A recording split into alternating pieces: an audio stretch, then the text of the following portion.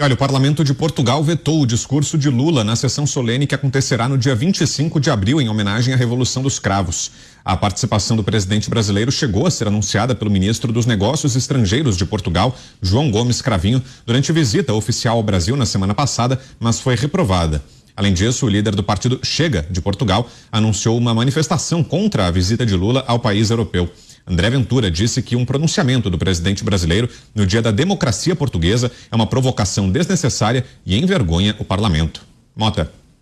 É uma notícia interessante, né? A Revolução dos Cravos pôs fim à ditadura, ao regime autoritário de Salazar, que, se eu não me engano, durou 40 anos, né?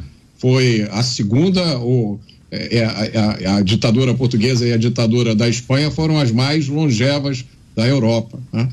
É engraçado, porque o pessoal da Revolução dos Cravos, a Revolução dos Cravos tinha um caráter socialista, pelo que eu me lembro, né? Foi muito festejada pela esquerda. É curiosa essa reação, seria interessante saber os motivos, né? O que levou esses portugueses, políticos portugueses, a tomar essa atitude. Talvez eles saibam alguma coisa que muitos brasileiros não saibam. E aí é uma piada, em vez de ser do português, é uma piada do brasileiro. Zé. Olha, o mundo inteiro adora uma história bonita, uma história de herói, mas detesta qualquer fraude e a possibilidade deste herói, na verdade, ser um bandido. E houve um trabalho muito eficiente e de longo tempo para vender imagens do Brasil. Eu costumo falar aqui sobre a imagem, por exemplo, do Che Guevara, é o maior vendedor de camisetas que eu conheço no mundo, e com frases bonitinhas, um assassino duro, que nem fazia julgamento nem nada, executava, foi romantizado. E algumas figuras no Brasil também foram internacionalmente romantizadas, como a Marina Silva e outros. E quando se descobre a real ação deles, quando se descobre qual foi o papel deles na história do Brasil, aí vem exatamente essa decepção. E foi o que aconteceu em Portugal. Já existem pessoas que estão entendendo, até fora do Brasil, como foi os últimos anos da história do Brasil, da história econômica e dos governos anteriores do PT. E tirando esse véu da romantização, aí as revelações são tristes. E é por isso que o discurso do Lula foi vetado em Portugal. Diga para ver. Decisão correta, porque nós temos um país democrático, um parlamento democraticamente eleito. Não se deve nunca jamais meter o bedelho na autonomia, nos rumos decididos democraticamente por um país democrático. Se a democracia portuguesa acha que é uma porcaria levar certa pessoa para falar no parlamento, ele veta. É uma democracia é uma decisão que esbanja a democracia. Uma decisão acertada que não pode ser atacada por político nenhum neste mundo, ainda mais pelos democratas. Então, não posso dizer nada, porque não condiz com o meu feitio falar mal de políticas de países que são uma democracia, que são democracias maduras. Esse é o caso de Portugal. Parabéns. Oite.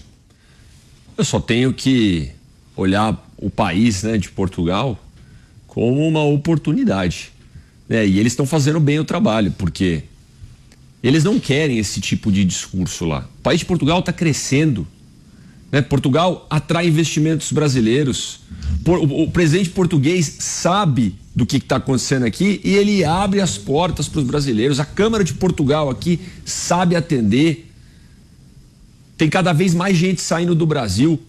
Então, vocês acham que eles vão querer um discurso do Lula para estragar o ambiente que está andando bem lá? Não vão. E aí, um dos que falaram aqui contra é o partido lá, Iniciativa Liberal, que defende a liberdade, que defende a democracia. Não vai querer quem defende o contrário. Mota. Eu acho um gesto com um simbolismo muito grande. Eu fico me perguntando se isso não é o começo, né, de uma nova etapa no entendimento internacional da história brasileira. Vocês podem perceber que eu estou falando com muito cuidado, porque esse é o Brasil de hoje. Portugal tem uma longa história. Os portugueses têm uma história de coragem. Primeiro, eles participaram da expulsão dos mouros, dos árabes, que invadiram a Península Ibérica lá pelo ano 800. Esses mouros, esses árabes, só foram expulsos definitivamente quase em 1500. Depois, os portugueses, que detinham a mais avançada tecnologia de navegação da época, se aventuraram pelo mundo, desceram a costa da África, chegaram até a Índia e depois vieram para o Brasil. Chegaram aqui, encararam essa terra e construíram, apesar dos pesares, e todo o lugar tem pesares, né? Eles construíram aqui uma civilização, trazendo com eles a herança da civilização europeia. A gente deve muito a Portugal, apesar de toda a campanha que a própria esquerda faz de demonização da colonização, de destruição da história brasileira. A gente deve muito a Portugal. E talvez, a partir de hoje, ou de ontem, a gente fique devendo um pouquinho mais. Só um comentáriozinho. Pois não, Pavê. Bem, tem essa questão que é muito séria. Todo aquele que não conjuga os verbos corretamente e não também usa singular e plural corretamente, ofende o português. Salve o vídeo e baixe o Quai para assistir a mais vídeos deste criador.